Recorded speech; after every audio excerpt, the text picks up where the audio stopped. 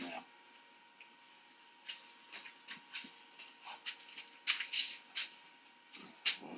Remember, you're not going to catch up with yourself, so you're live. Is it 10? Right. You are 2 minutes away.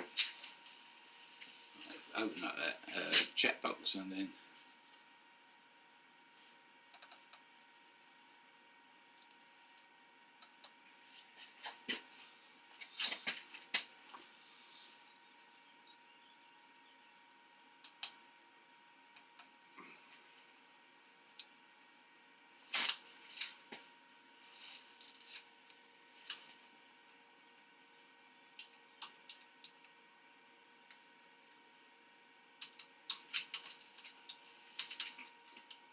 What camera on this one?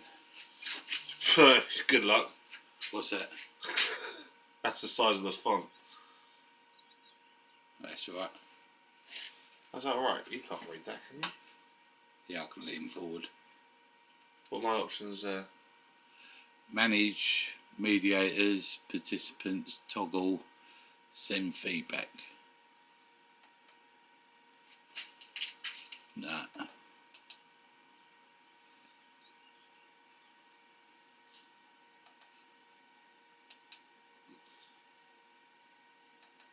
Okay. Right, morning everybody. As per normal, we haven't got a clue who's doing what, where, when, why. We've installed this week a second monitor, so I should be able to see some sort of chat coming up if it comes up, so I might be able to answer. Obviously Joe's on keyboard, so he'll be doing his bit. Today we're going to turn a bowl. We're going to turn a bowl with a bit of decoration, which might include a bit of fire. Will include a bit of fire. Now for this we're going to use a bit of oak burr, bit of ugly oak burr, but we're going to turn it round into a bowl blank and then mount it. Because it's heavier, we're going to be mounting with a faceplate rather than just the chuck mount and between centres. So if I switch to a overhead camera there, and this is our ugly piece of wood. I'll turn it over there. You can see that the surface is all over the place. It's about 12 inches in diameter, and what I did last night is mark the centre spot just here, which I can barely see. And what we're going to do is line the faceplate up roughly on the centre, as near centre as possible with my eyesight. Maybe I should put glasses on, but I haven't, and because I haven't got them on I can't see where they are. So we're just using some screws into here. Now this is going to be the bowl of the bowl, so it don't matter that they're big screws. I'm just going to... And in answer to your question, they're in the green glasses box on top. Yeah, I've got it. We're just going to tack it first before we tighten up. Somewhere there. Put this onto a ratchet mode so I don't over tighten the things. Now we've got a couple of, we can tighten them up. There.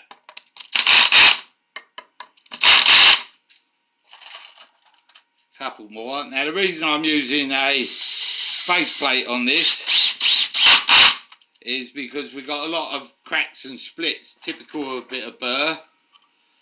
And I'm working on the theory that they don't go all the way through. So that's our faceplate connected. Now these are a faceplate that you can use with jaws. So I've got a set of jaws here, 50mm jaws that we're going to expand into. To turn the bowl later, we're going to use a much heavier set of jaws, heavier chuck, but I'm going to have the tailstock up here so that we're relatively safe between a centre mark. Get this tailstock up a bit closer. Mount in about there. As you can see, it's unbalanced because of this big lump here. It wants to sink to the bottom there. We're turning it by hand first of all to make sure she's free and we're not going to get any nasty surprises. And I'm going to bring the tool rest round to the side and get that. So balance off the face, because it's the face here that's going to be our piece that's going to throw us out of balance. There. Now obviously there's a bit of loose stuff on here. Until we get it balanced up, I'll switch to these good old safety specs in a bit, but at the moment it's time for a face shield. Yeah, okay. So I'm going to stand out the way, turn the lathe on, and then slowly turn the speed up. It's going to be a little bit bouncy, I would guess. Hang on. Have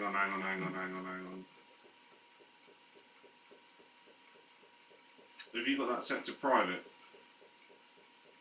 I don't think so. How do I know? Because it just says waiting to show. Oh, hold on. So we're going to start again. Where's the setting? Hang on.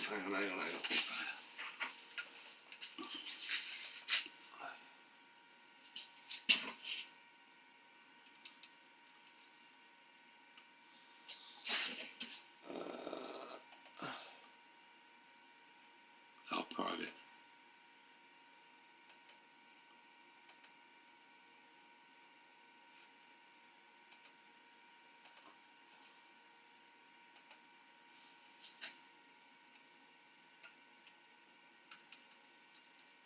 Is that going now? Can people see it? Yeah. Okay, let's rewind a little bit. We had the setting wrong on the computer. We've been testing having it set to private and we forgot to switch it to live. So let's just recap. What I've got here is a ugly piece of oak burr, quite a heavy old lump. It's about 12 inches in diameter. And what I was explaining before we realised that we weren't quite right is I've fitted a faceplate. I've used 50mm screws into here. The reason I'm using a faceplate on this piece of wood, as you can see, there's a lot of cracks and splits in it. It's typical of a burr. I don't think they're going to go all the way through. It's just surface stuff. But to be safe, and secondly, it's a much heavier piece of wood, we're going on a faceplate as our first form of mounting. Now these faceplates have got a recess in the back, so they pick up on my 50mm jaw set.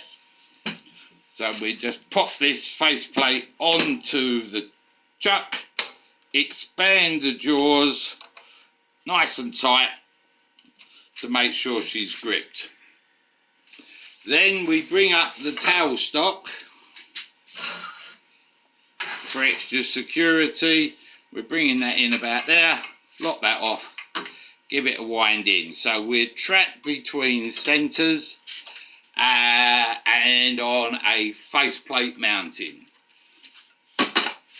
Then I'm going to bring the tool rest up, and what I'm going to tackle is the front first. The reason I'm doing this is to get the piece into more balance, because we don't want all of these bits here. Yeah.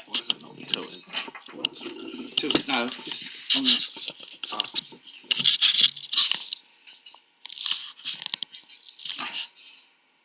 There we go. Now we turn it by hand first, make sure she's nice and free. There we go, nice and free. Now if we switch it to a double camera, we've got overhead going, that's overhead and the side's over there. There. So we're all locked down. With the speed down, I'm going to stand out of the line of fire, turn it on and slowly rotate the speed up. We're going to get a bit of vibration in the lathe if we go too mad, because this is really out of balance. So we're spinning at the moment at about 300. I'm going to use my face shield, polycarbonate face shield, because there's loose stuff on the wood that might bounce off. And then with my tool nice and low into my side, I'm just going to slide it along and try and get rid of some of this height. Just nice gentle cuts.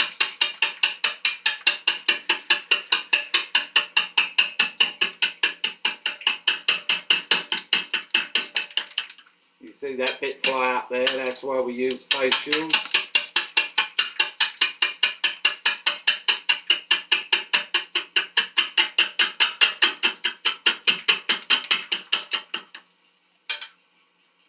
When I lift in, I'm turning the ghost, I can see the ghost.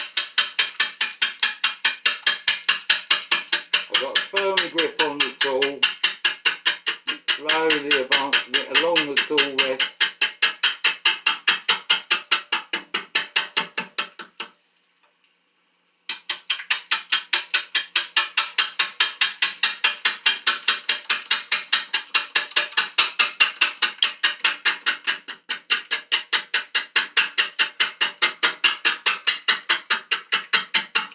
As I cut, I just lean my body into the lathe, there.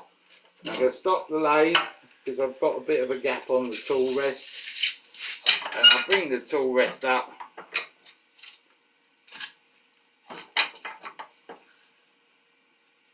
Here, let's move that around, about there, lock that down, make sure she spins freely, and away we go again.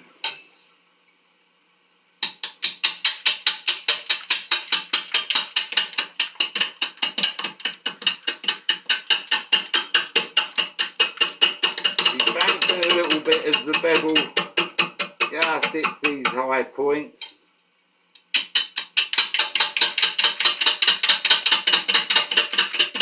Now we're getting into it.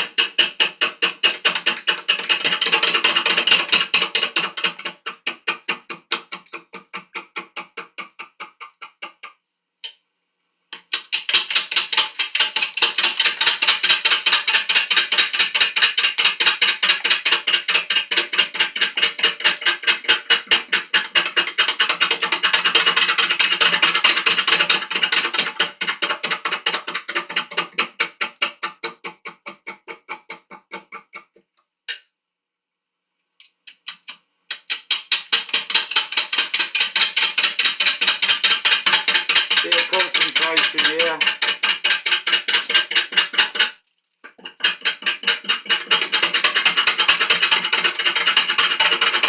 Just pulling the handle back towards my body a little bit to change the approach of the cutter.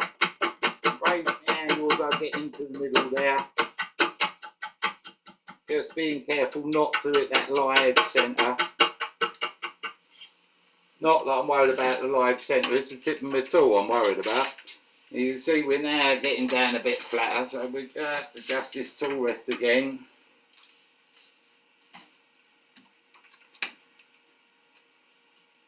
Back a little bit. Yeah. Lock her all down. Make sure we're good. On we go again. We can get a little bit more speed into it. It's not live at the moment, so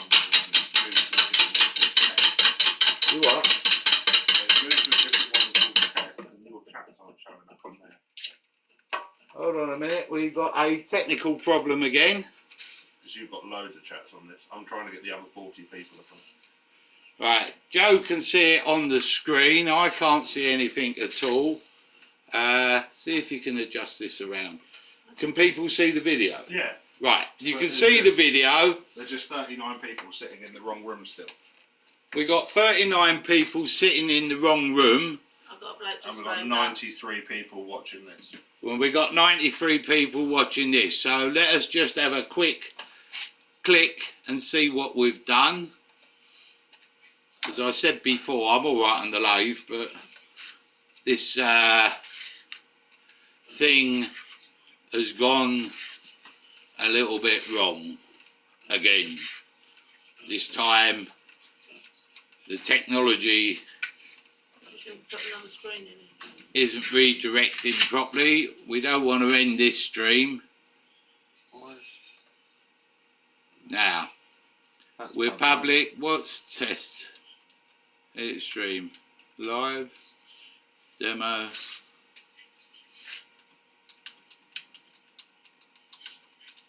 Actual one. Joe's just put up live demo, actual ones. Saved it yet. So he's going to save that now. Live demo, actual one. They seem to be looking at last week, some of them. Right, you should be on live. Let's get a picture of live. Can you open up another tab on there and get YouTube up and let's see what we've got. I've got YouTube up. Oh, have I put in the wrong stream key? No, because that's working for everyone. Right, that's working for everyone. But you just can't see what people are saying. We just worked it that Joe answers this week. Yeah, okay, well, anybody that's not seeing what we're supposed to be seeing. Is there something there to access live chat? Process. No. Oh no, there was something that said live chat. Live chat on, replay, save. Right, for some reason we can't see the live chat. Joe can see it on his phone. If you've got any questions as we go along, we're going to... Oh, there we go. We've got a live chat. Right, morning everybody. I think there's a few people that have lost us along the way. So, I'm going to try and catch up with the chat in a minute, but I'm going to carry on getting this faced off. One day I'll master live, but it's all too late. So we've just got our handle low, we're just picking up the ghost and flattening off the high points of the stick first, bit of oak first, handles back towards my body, and just leaning in, bouncing a little bit on the bevel, on the high point, trying to keep the cutter as close to cutting the wood as possible. That live centre's going to get in our way in a minute, so I'm going to just take that out of the way once I'm a bit more balance. Now wearing the face shield, as you can see, there's a bit flying off of this as you get into it, just a bar, probably a few bugs, and we're only spinning around about 270 at the moment. Otherwise we've got a lathe dance going on.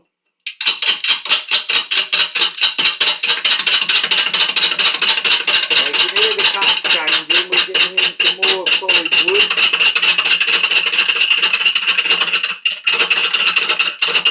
We're using a 1/2 inch Excelsior dowel. Robert took the Excelsior. Find out the edge.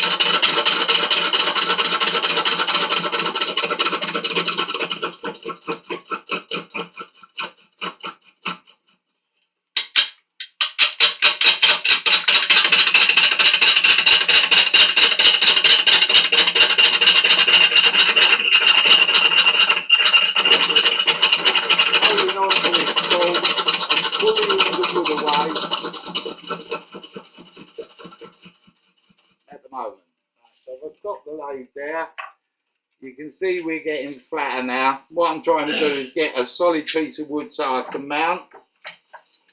Oh yeah. So, to get rid of that bit in the middle there, I'm just going to remove the tailstock just for a second. I'll shut up low speed. Bring this up. There.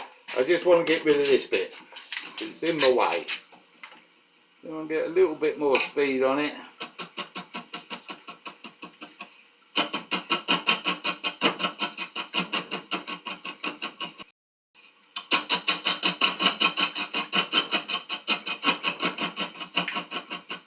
Need to just drop that tool rest a tad. Yeah.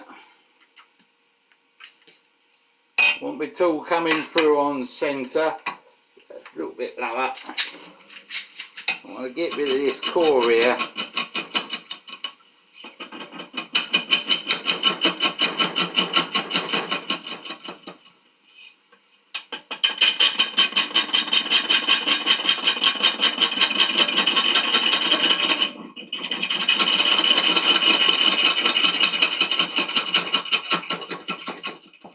Because this is going to be our chucking point in the middle, we want to get down to some solid wood.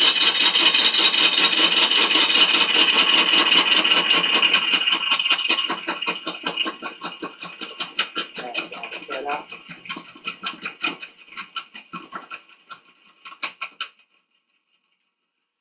Right, let's have a look at that.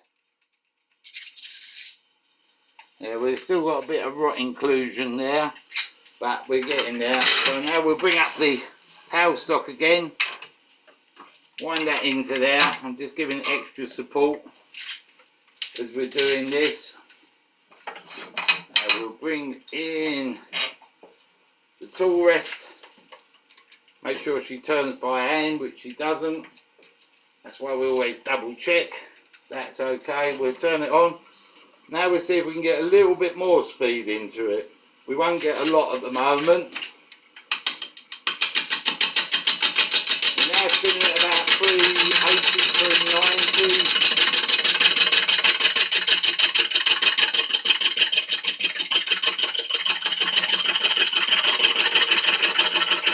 The tool travels quite slowly.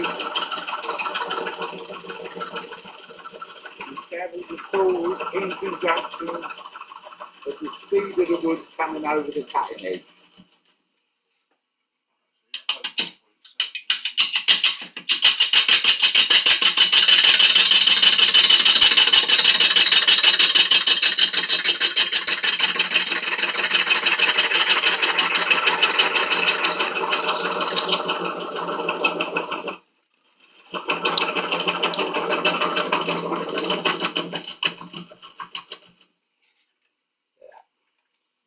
You want overhead or side? Just move this around. No, you want overhead. Overhead. Oh, well, Joe's messing around with the settings a little bit. Because at the moment you haven't got an overhead camera going on. Seems that we've lost an overhead camera for some reason. Looks like it's alive, but get rid of this? yeah. We'll just have to make do with what we got until he figures it out.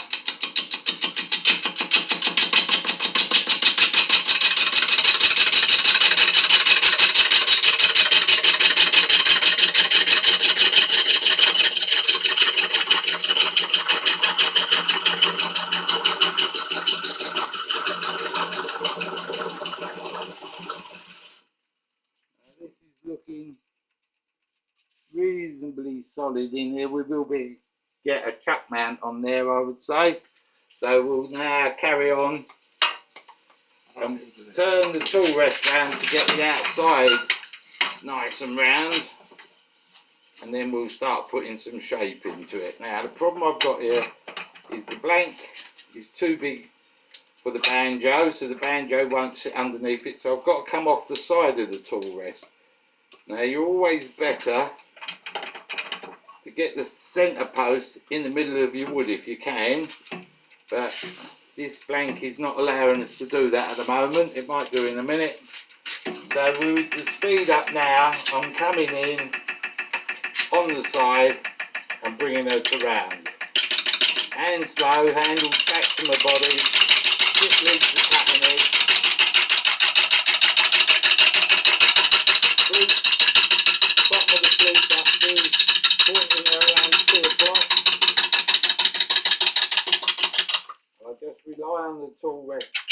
coming.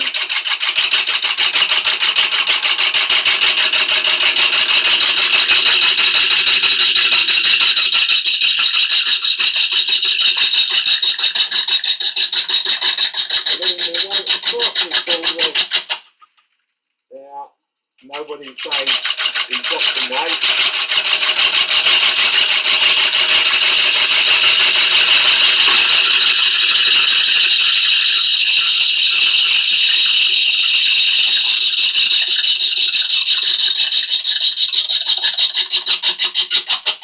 There we go. Another cut there.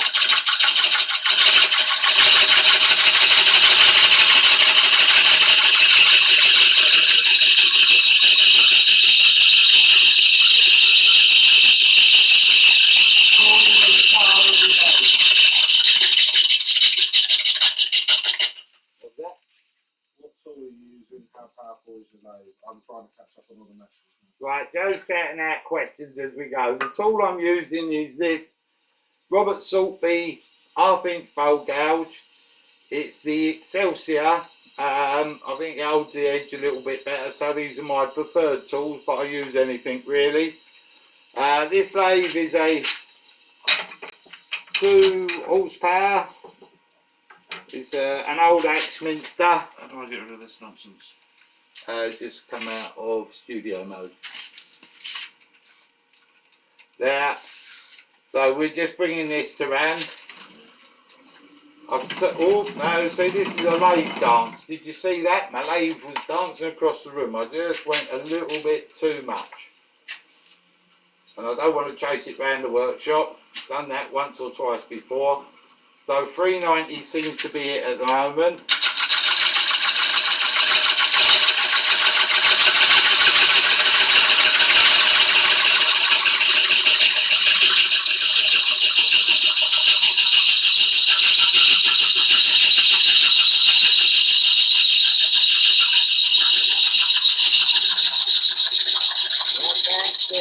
Because you haven't got solid wood. So now I'm going to start taking out some of this hollow wood and bringing a bit of shape in.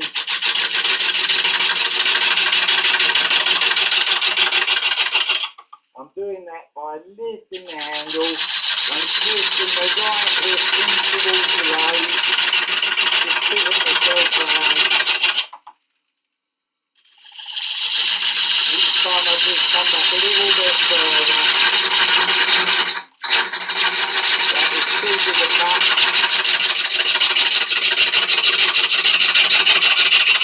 Too big a cut for the speed to spinning at.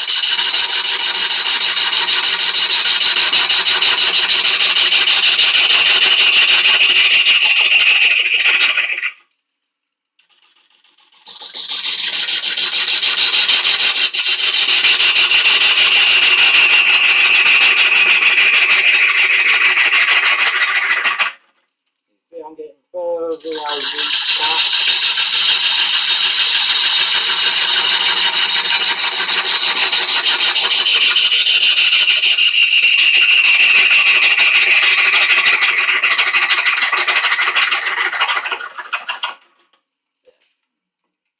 I was a bit over the tool rest there with the tip.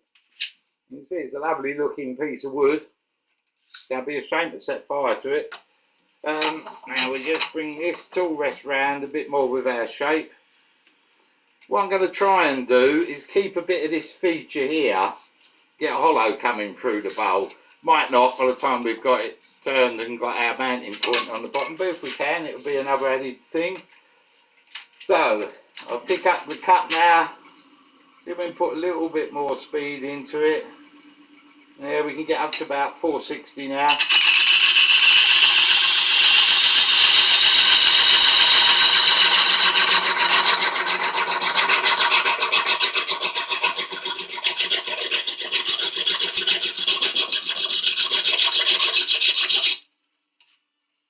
Just trying to build a bit of wood up in the middle.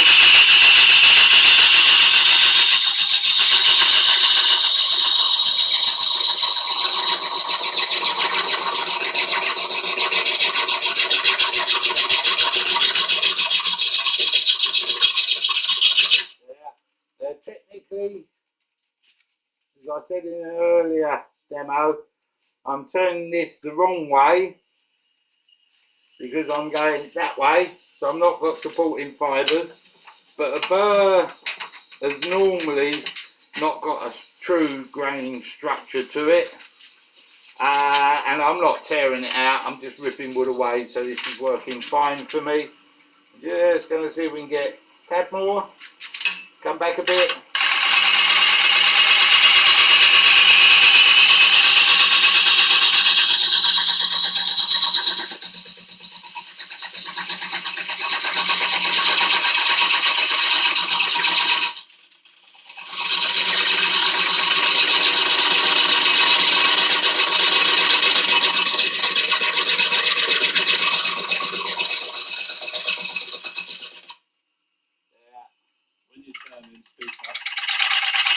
When I'm turning things up, okay, I'm back to the mark,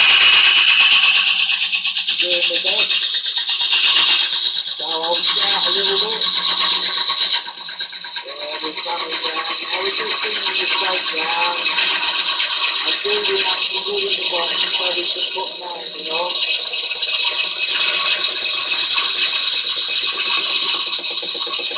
Into there like that, let's have a look at our bowl.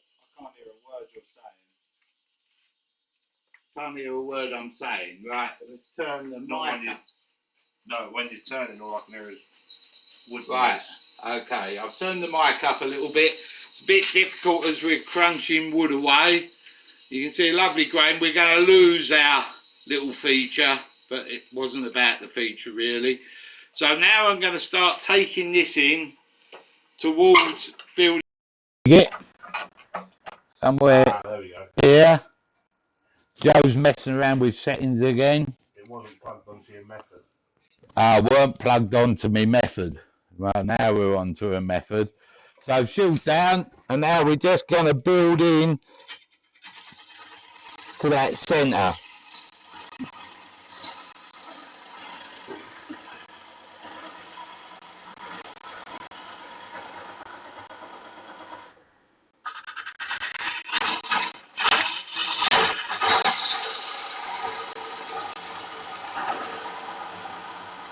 Now it's a bit crunchy, I know, but all I'm doing is trying to just get this wood away. There.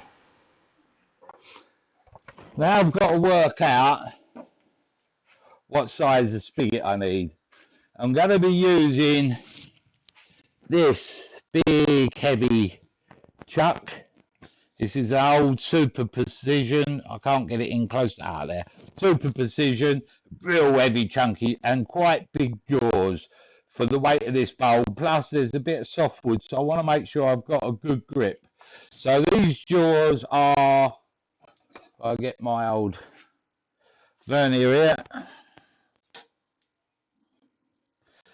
These jaws are 15, 16 mil deep. And I'm just about there with this. What I want to do is flatten this off, and then we'll start cutting the spigot.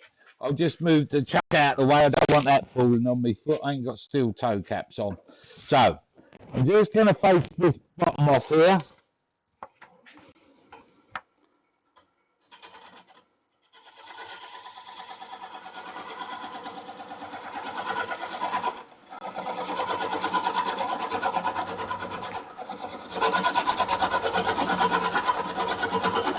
Like that, just to make it nice and flat.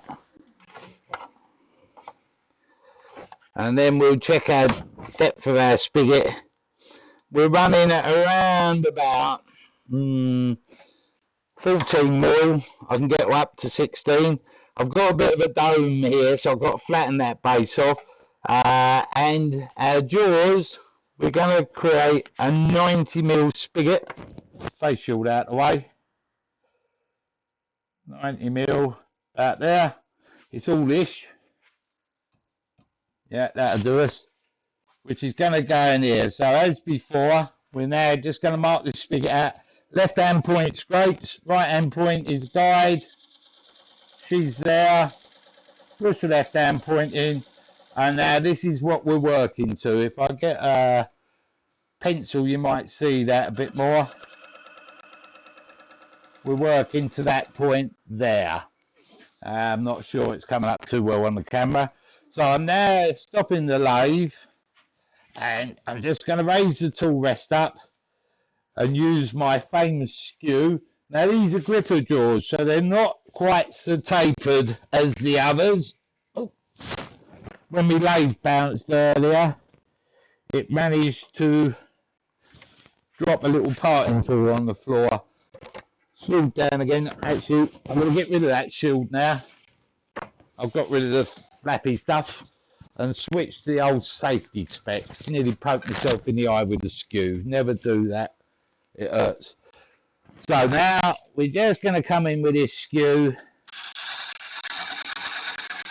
and cut a fairly parallel spigot because of the jaws that I'm using.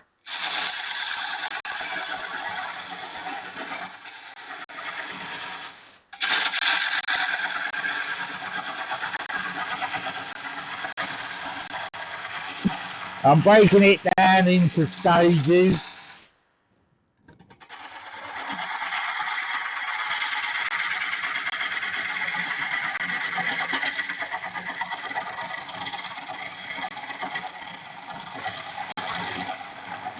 There.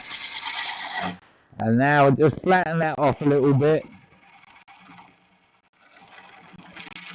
I'm using the screw like a negative rate scraper. There. That's flattened off. Now what I'm concerned with is this shoulder in here is flat. So I'm just going to get a little 3/8 gouge and just come in and just flatten off what will be the foot. Pick the cut up on the bevel, lean my handle towards the lathe a little bit and slide that through there and have a little one of them. Tool travels quite slowly because we're only spinning at about 500 RPM. Just let the shavings come over, the wood come over the cutting edge and remove whatever's in the way.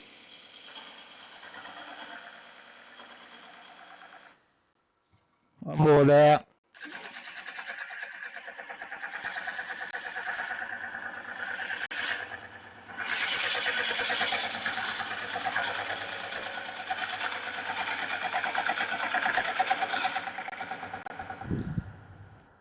That should be about there. Now, I did have a straight edge that I put down right under my nose, covered in shavings. And you see I've got a little bulge in the middle there, so that's got to go. So now we'll just go back in with that skew, raise the tool rest a little bit, and just refine this base. We've got to spend a bit of time, make sure that's right. So now I'm just coming in here.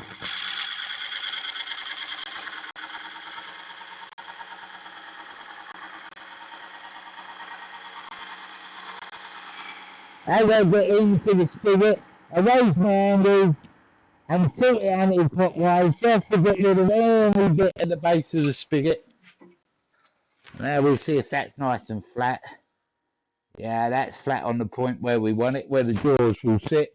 Now we've got to check our depth again because we've got 16 mil. So we want to be 16 mil, 15 mil, something like that, and mill out. We don't want to be 17 like I am there because it will sit, this will sit on the base of the jaw and this won't be sitting on the face of the jaw. It's important that this face, the shoulder of the spigot, sits tightly, snugly against the face of the jaw. When I say the face of the jaw, I'm talking about this bit here. That's the important part.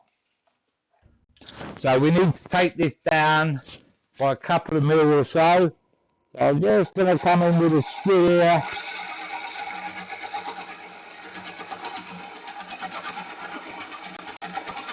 Bring it into the centre.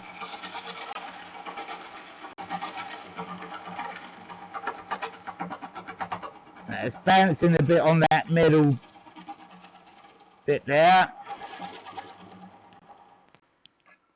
And I'm going to make sure that that peg in the middle is not going to foul on the jaws.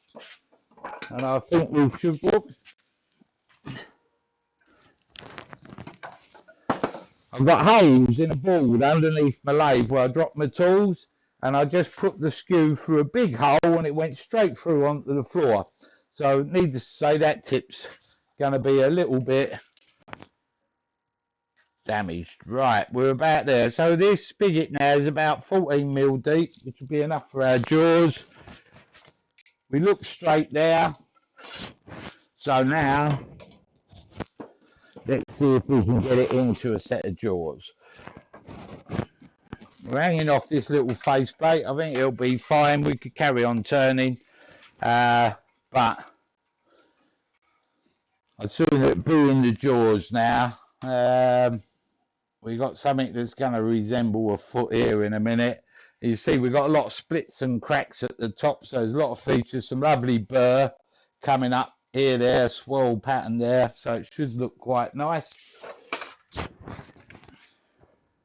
So let's just, I'll do that chuck, bring this down, face down, and now what I'm going to do is put the jaws, or the chuck, over the top of the spigot, open the jaws up a little bit, there, and let the weight of the chuck hold it down, and then give it a little tighten, something like that, and then visually inspect it to make sure we've got no real gaps there. It don't look too bad. We'll find out in just a second. So now I'm going to remove the smaller chuck.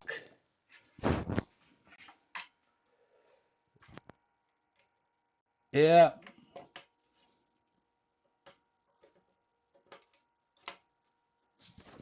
There we go. Using the little C spanner, because I always give it an extra tap, especially on big bits of wood. We'll get rid of this little chuck, my little Patriot, and put on this bigger chuck.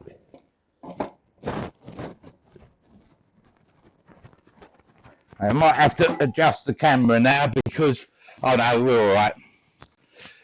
We're on there. So now I look. We're going to do the top. I've locked the chuck off. Put my chuck key in. Just give this a tap. Make sure she's nice and tight on there. Turn the speed right down to 0 again. Turn it on. Slowly turn it up. We're not too far out. We've got a little bit of wobble in there. Well, not wobble, but a little bit out, but that'll do me fine. I was more concerned about getting this blank into a round and get it into balance so we can get a bit of speed. Now, wood turning tools are not very good at turning through metal, so never forget to remove your faceplate. I left the faceplate on because if it was miles out, I could have quite easily gone back into the other chuck.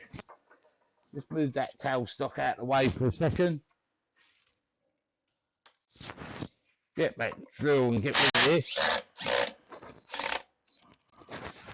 Turn that up a bit. That's better. And we'll get rid of that faceplate here.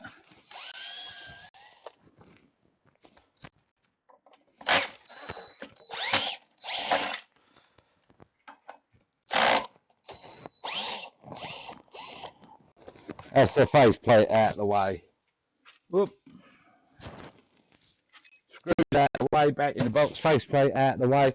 So we're going to bring up our live centre again while we bring this into its final shape. We just trap that there. I've got the tool rest now where I want it. There. That all works fine. So Now with our gouge we can turn our lathe on. Don't know what sort of speed we can get now. Little bit of bounce there, we'll just carry on. I'm just going to pick this up, refine our shape.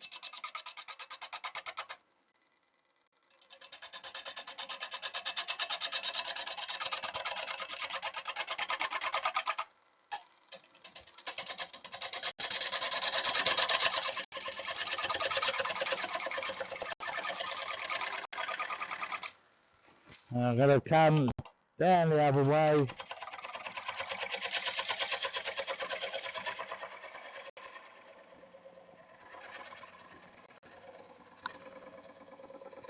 As I come down, I'm tilting my right hip away from the lathe.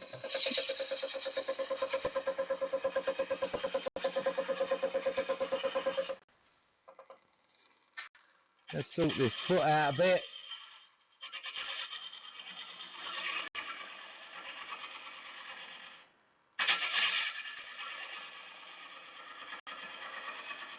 Somewhere there.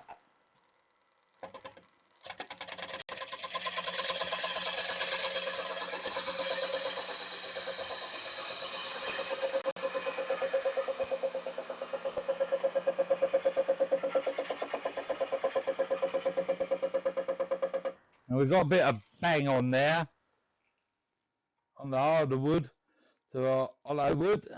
A little indentation in there, I think we'll leave that in there. And now we'll just sort this curve out to the outside shape. So we're just coming round here.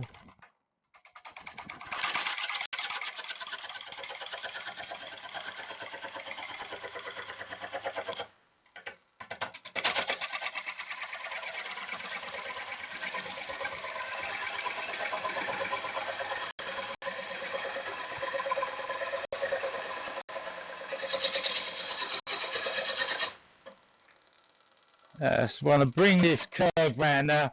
I've stopped talking when I'm doing this because the shavings are coming straight up into my mouth, and wet oak don't taste very nice. Just move that tool rest round a little bit. There. And just want to get rid of this bumpy bit there.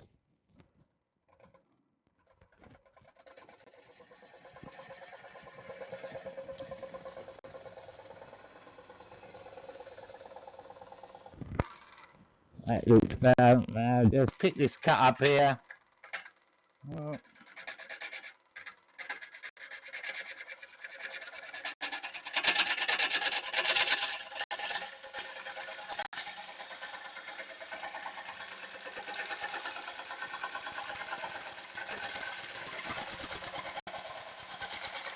Somewhere there. Back down there.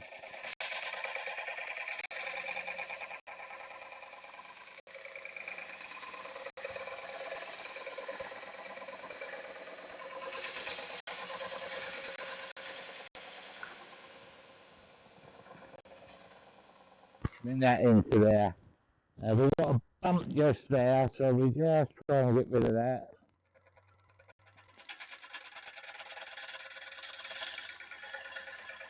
That's better. A little bump there. I'll just tidying up this foot here. Just coming in.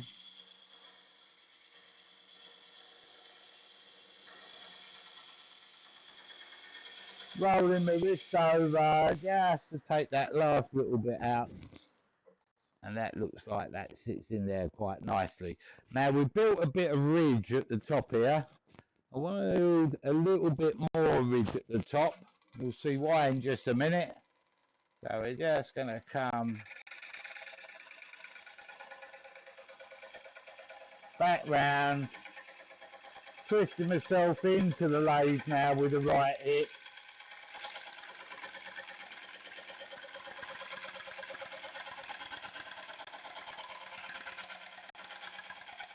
Yeah.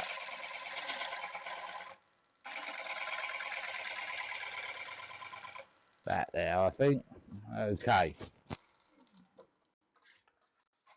Don't look too sad. Now, we'll sort this little bit out at the top just tad this bit here, this band. So there, I'll just bring it in and flatten that off.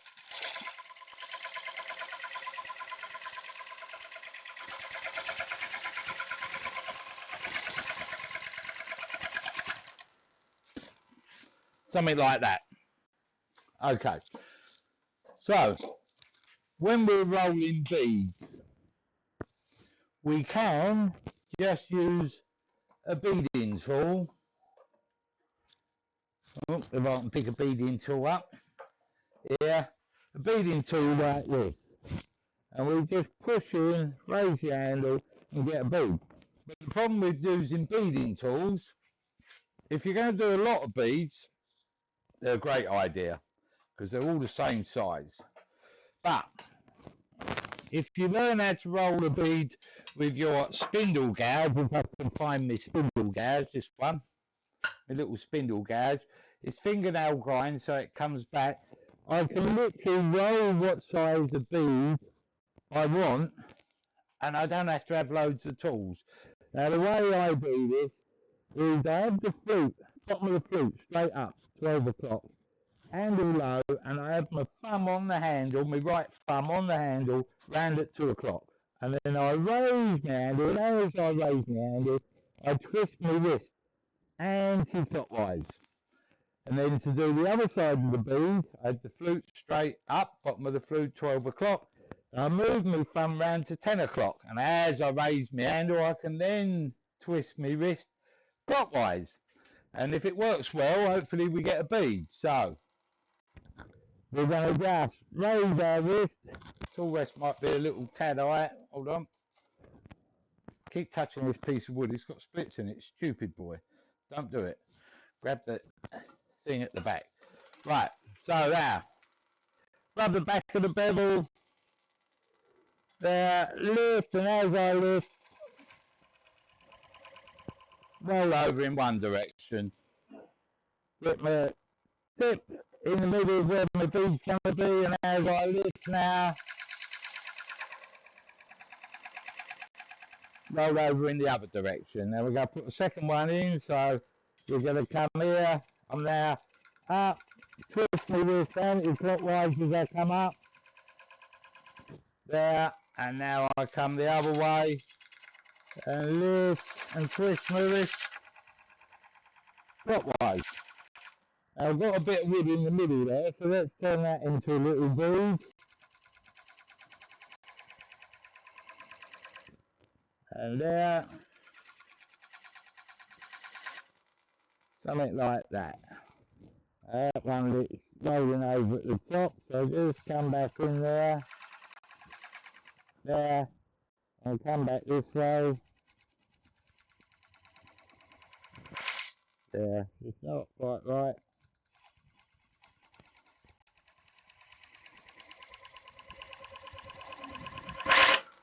That looks a bit better, not perfect, hold on. If we go and do them, make sure they look right. I'm just brushing the back of the gouge now on the top of the beads. Something like that.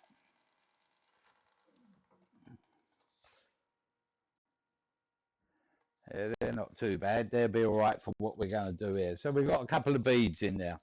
So, earlier, a nice big crack through here. That should look pretty good. Earlier, we said there were going to be fire. Well, what we're going to do is burn these beads. Now, in a live situation, in a demo, in a club, we can't use these sort of techniques because of insurance. And if you use these techniques in your own workshop, make sure you've got no shavings about. Oops, don't kick the camera. No shavings about, and make sure that you're free on the lathe. Okay, so are we ready? I promised you fire. Here we go, fire. I'm just going to burn the wood. What do you reckon? Pretty good? Yeah? Might take a while. Yeah, we'll be there. Talk much yourselves. Be alright in a minute. I think that might take too long. Let's get serious.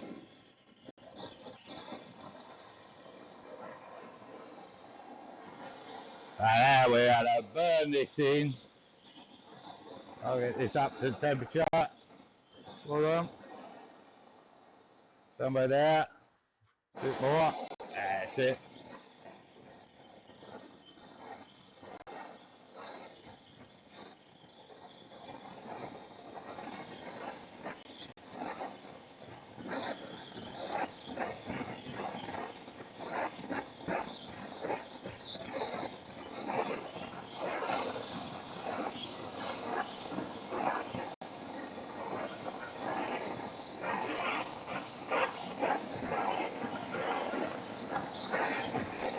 Now, if you do this in your own workshop, best idea is take it outside. I'm not advocating burning wood in your workshop. Bit stupid, really. But you see how much trouble we had with cameras indoors. So I hate to think what would happen if we try to take them outside.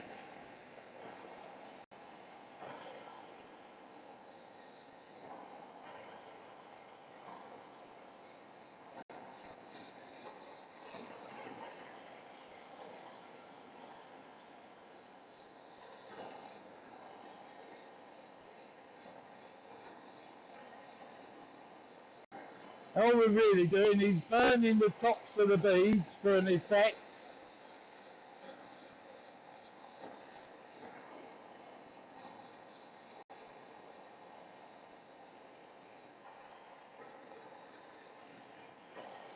There we go. Nearly round. Now I'll just spin round again now.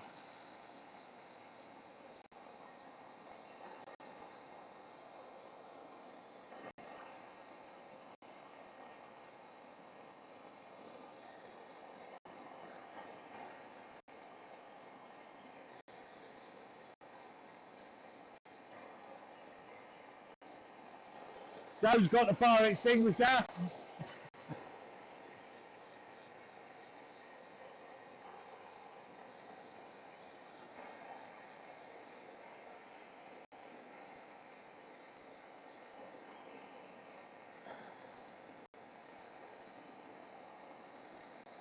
Nothing like a bit of fire. You can't beat it. Came from a holly bear. It was about 12 inches in diameter as a sphere, and you might notice the top is a little bit singed. The inside is also singed. And the theme for Wizardry Wood was the Great Fire of London. So I thought to myself, oh, I'll make a fireball. I'll get that lovely bit of burr. If I colour it and stain it, there, all oranges and reds. So I turned the thing in the January. Obviously, big chunk of wood like that, it was wet, even though it had a big split inside it. And I let it dry, stand for about 3 months, 4 months. Kept testing it, and when it was dry enough, I then finally turned it, sanded it all, and started staining it, and applied layers of stain, sanding in between layers of stain. And I got the colours to where I wanted it. So I thought, well, we got this big crack inside here. Be quite nice if I singe that, burn it, make it look like something. So I got my blowtorch and got into the crack and turned the blowtorch on and started. But it had no real effect. So I thought, oh, that's not good. Okay, I wonder if I could, because it's like a funnel at the top, like olive oil. So I thought, I wonder if I could write a little fire inside of it. It was all hollowed out. So I took it outside, not in the workshop, outside. I got some paper and a few twigs, set light to them, and sure enough, it smoked out the top like a little chimney, and it burnt it a little bit, but it had just sort of singed it. So I thought, well, this ain't very good. So I lit another fire in there, a bit bigger one. And that smoked and singed it a little bit, but weren't the effect I was looking for.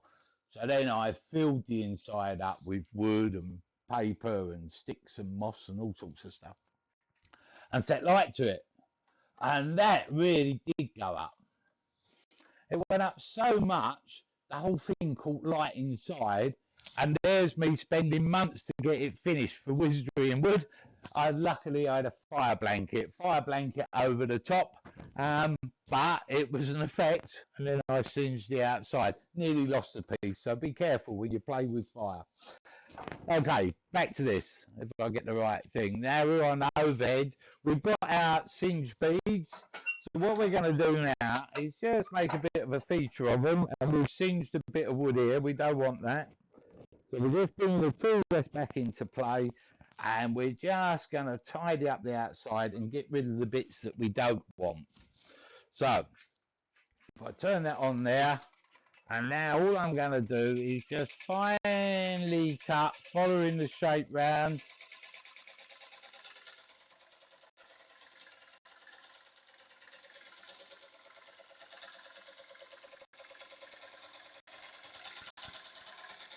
Into there. I'm going to get rid of this bit here.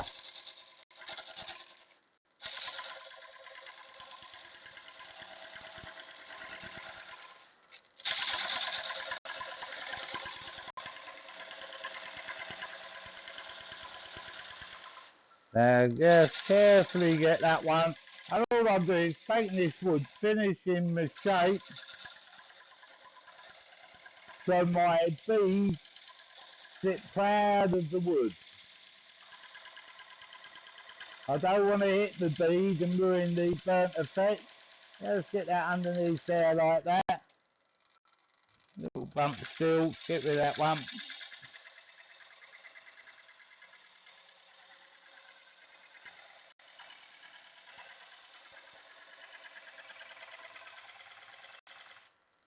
Into there, something like that. And now we'll get rid of this top bit. We're just going to come in. I've got to face this blank off, so let's face the blank off first while we're doing this. Make sure she's going to turn all right. We just come along here.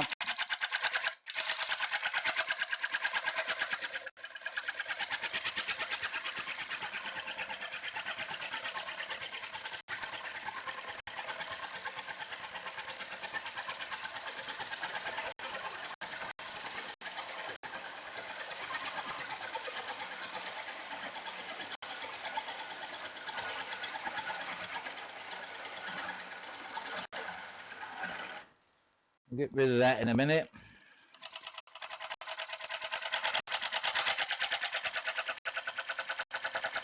So I'm just coming in, rubbing the bevel, lifting the handle as I lean forward. There.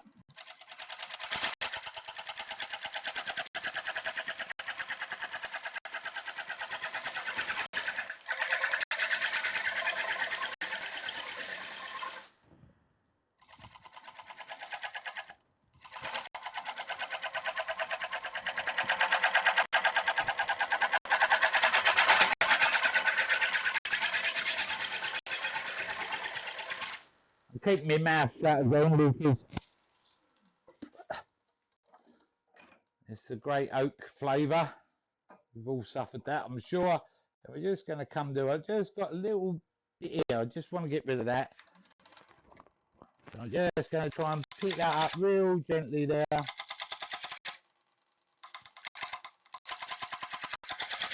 Like that. As I come in,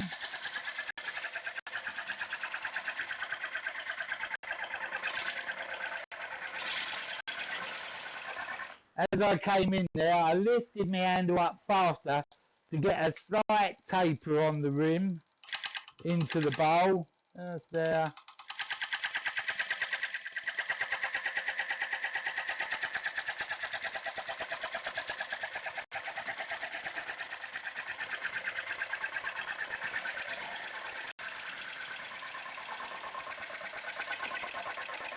There. So now I've got my outside shape done. Yeah, little bump here. I'll just get rid of that in a minute. I've got my taper going in. Now I'm going to leave the bowl quite thick, obviously because of all these splits. We want it to stay reasonably intact. I've got a little bump just around here, so I'm just going to move the tool rest around and tidy that bit back up. Now this bit of oak burr has been drying for a couple of years, but it's still quite wet because it was a big heavy piece of wood, which is not going to bother me because I'm going to allow it to dry once it's finished. And it can distort and do whatever it likes. So I'm just coming back round, raising the handle, lifting the handle as I go, just trying to take a fine cut there. Just come back a little bit there. Handle towards my body as I come round here.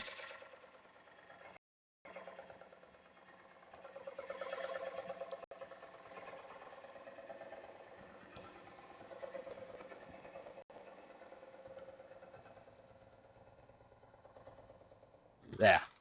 Something like that. Tidy that foot up again. Now you see it's got a big high foot. And that's part of the design of it. I'm going to add that by design rather than a little shallow foot into there.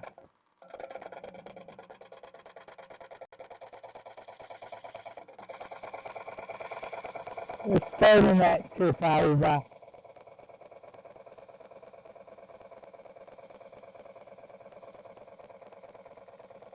Into there, something like that. Let's have a look. Make sure she's clean. I've just got a little line there I would like to get rid of. So bear with. Bear with.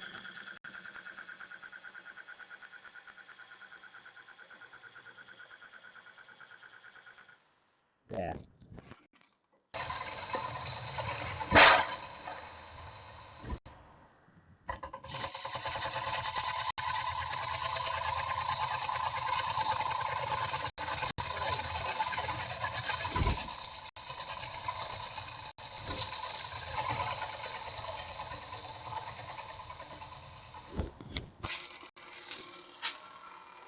Connected.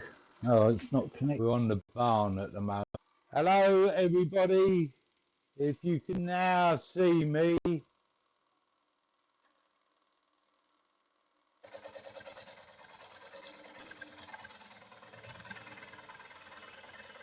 I'm just following out this bowl.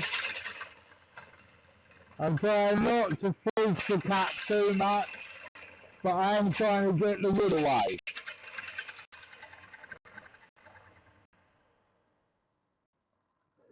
Now this oak's quite dense,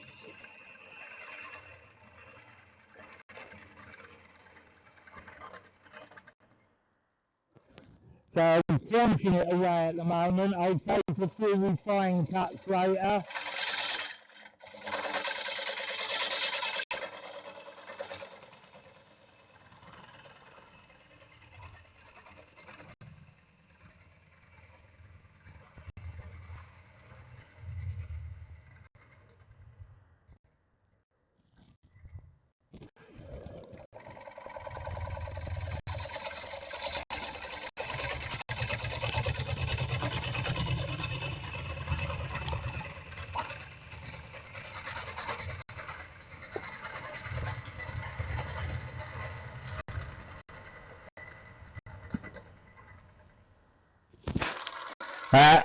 These are a bit crunchy because I'm just trying to rip the wood away. Ooh. Now what happened there was I was paying no attention, and as I rolled my wrist over, I opened those flute up too much.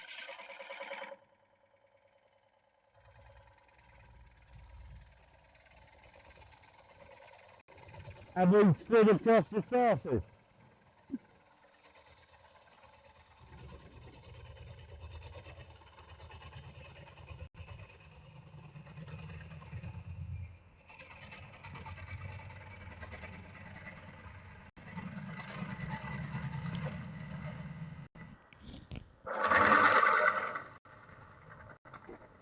I've got quite a long handle on this tool, so I'm tucking it under my forearm for extra support, because this is going to be quite a deep bowl.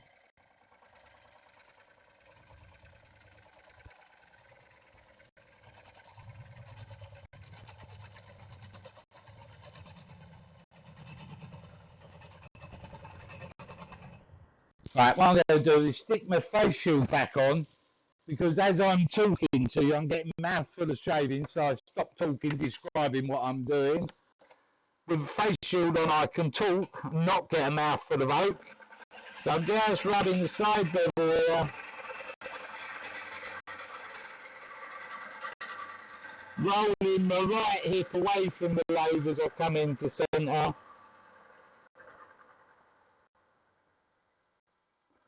There. So I've got floor for the shavings, it's clearing me foot space, feel like I'm on heels. So I go forward with my handle, little roll of this, little push, and then start rolling myself away.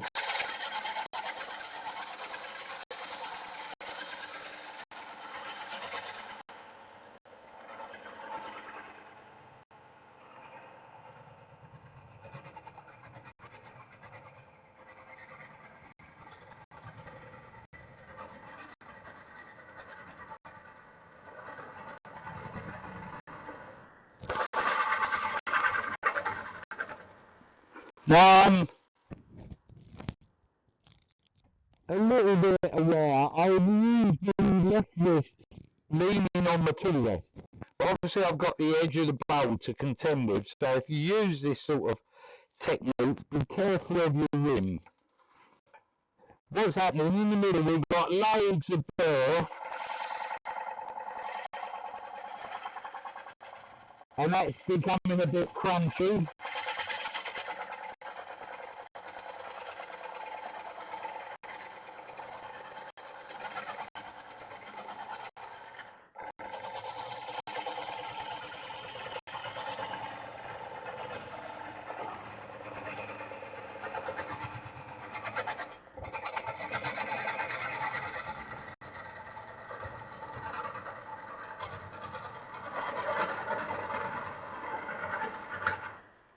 There's a bit of a pip in the middle there.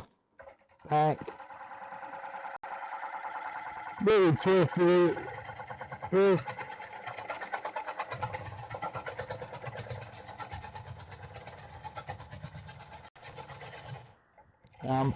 Holding on to this guy quite hard. So I'm trying to push some wood away.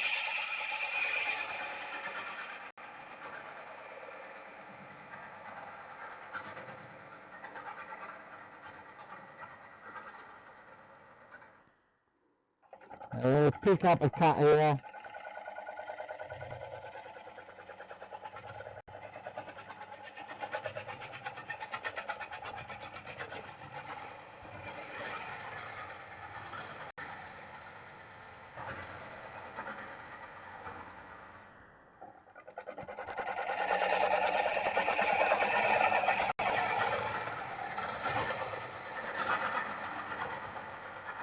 I'm using my body to turn away quite quick. I know that I'm ripping the wood a little bit here, and I think that tool's dead.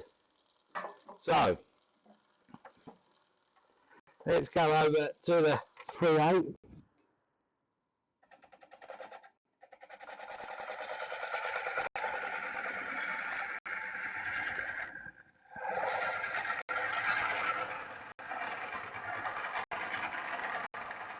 Trouble with this sort of oak, it can kill your tool really, really quickly.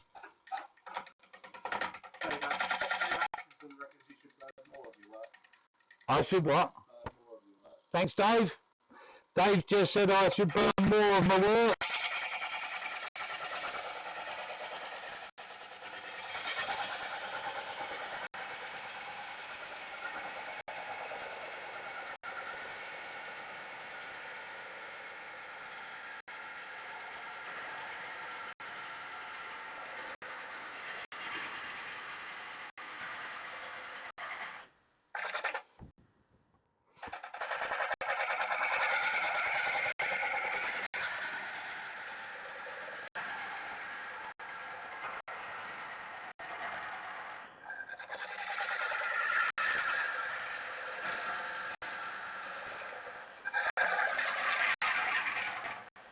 Right, what I'm going to do is just jump on the grinder and just sharpen these two tools up. Oh, I could go actually. Don't do that. We'll just go. I've got two more backup tools which are not the Excelsior type, but they'll do for a minute.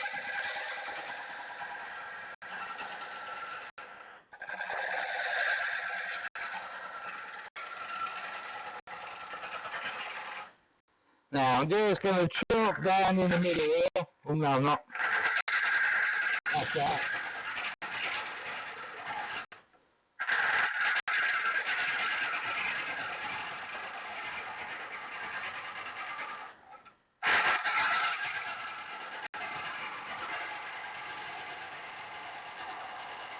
Now we're quite a way over the tool rest here. We could carry on like that, but I'm going to give the tool a bit of support by moving the tool rest up and angling the tool rest into the inside of the bowl. There. We're about right here. We've got a bit of depth to take out there. So I'm just rubbing the side of the bevel angling towards the lathe as I pick the cut up. Just roll myself around. I'm going to start removing some of this lump in the middle.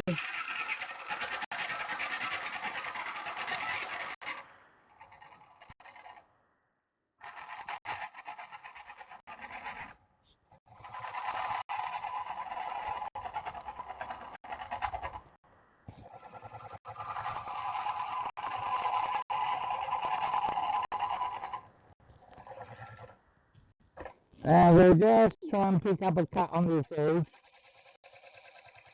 Trying a cut. And just come in.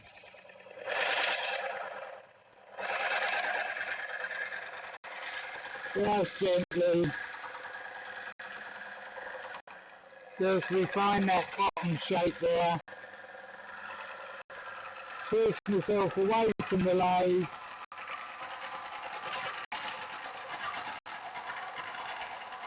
Now we're moving a bit of wood. Let's have a look what we look like. Yeah, that's not too sad. We've got a bit of a bump there we've got to tidy up, and we want to get rid of some of this middle. I'll just crunch this wood away.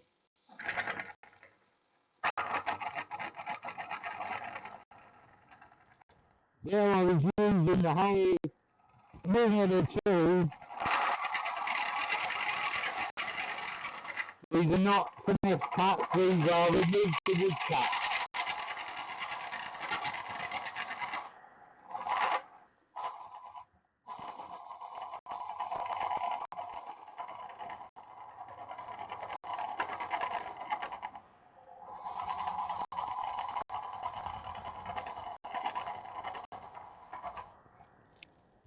Now a little bump as I come down through here.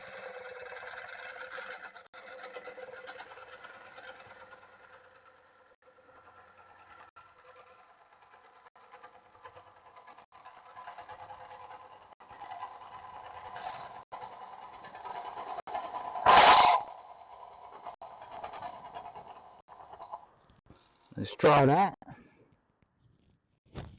That's fine. Now we'll just get rid of this core in the middle. So yeah, just going to chop down on that.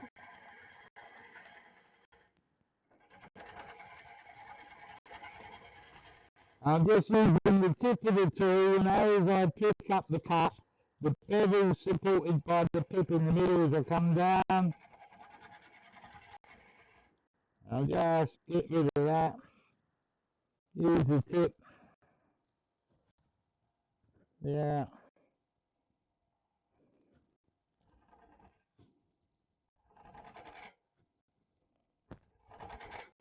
Yeah.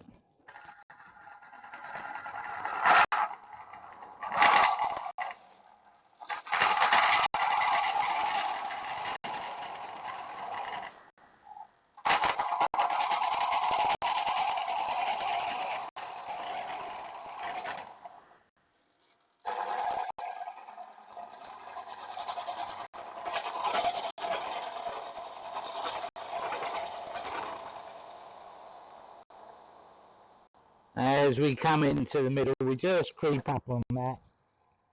Just picking this cut up now. Just gently.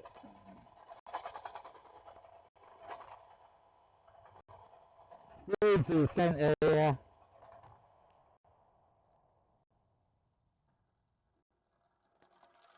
Into there now. You check this curve. That's not too bad. Little pip in the middle. She looks about right there. So I just want to get that pip and a little bump just there. So a fine cut. So what I'm going to do is just quickly put an edge on this Excelsior. The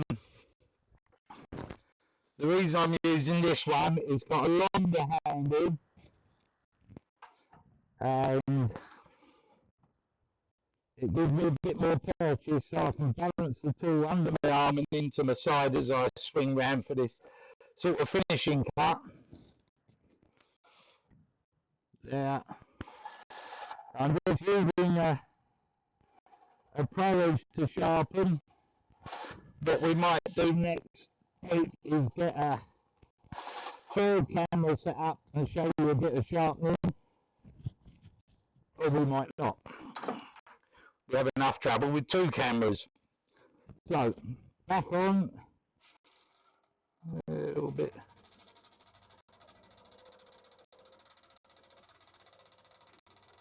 That.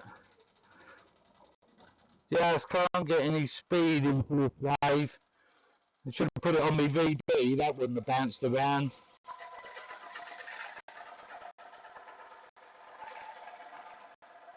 That's better, this tool's cutting much better now, it's had new edge put on it.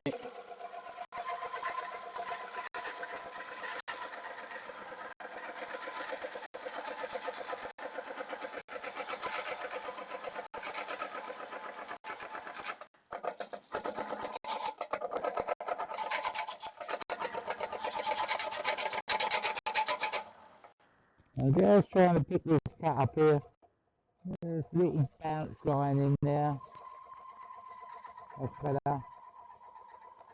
Nice and gentle. Bring that cut into centre. Just get that up again. I'm just picking these cuts up lightly now to finish this curve into the centre of the bowl.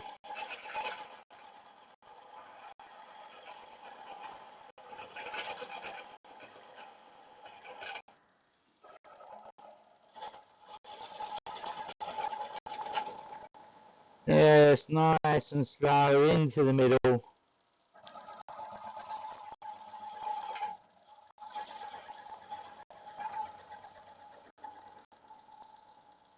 Deep in concentration here, so I come into that centre there. That's it. That'll do us. So, there's our bowl.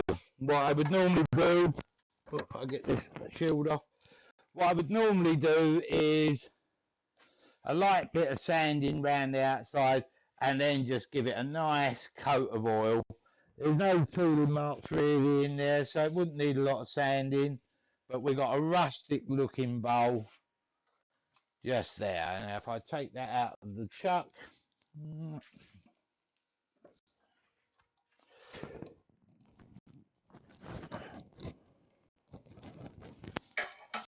there we've got a really beautiful piece of burr elm, oak rather. It will come round, it's going to have quite a big foot on it. I would turn it around and use a friction plate to turn off this spigot. I'm going to let it dry out a little bit. It will distort and I don't mind that, but I'm just going to let it dry out a little bit first over the next month or so, and then I'll just give it a couple of more final cuts. But then you've got a bowl with a beaded rim that's been burnt just for a bit of extra effect. A beautiful piece of burr oak. There we go. Let's put that on the overhead there somehow. Let me get that on there. There we go. That's a bit of burr oak. I hope you've enjoyed today's demo. I can see there was a few people watching, a bit of chat going on. I put the second screen up because I thought I'd see the chat. I can't see the chat because the second screen seems to have packed up with the chat. I don't know why. So we'll go back to this camera over here. Okay, so the chat thing didn't go so well. I'm going to have another play with that. I'd like to be involved with you guys. I've just getting rid of my shavings a bit. I'm tumbling all over the place. We've done a burr oak bowl with a little bit of burning, a little bit of decoration. I put these streams up. We don't monetize the channel. I do it as a thank you because a lot of you have been supporting Olivers Woodturning and placing orders online. In fact, on some days, I've barely been able to get them picked and out the door on the same day. So I'm just doing my best with what we do. I hope you've enjoyed this morning's demo. Now, I've got a little idea next week. What I'm going to do is we're going to do some whizzy stuff with some hot melt glue. So this is a different finishing technique you might enjoy. It's quite funny for you, not for me, but we'll do that. And I am thinking that next week I might just monetize the channel for 1 week only. So that means you can use Super Chat and donate. You can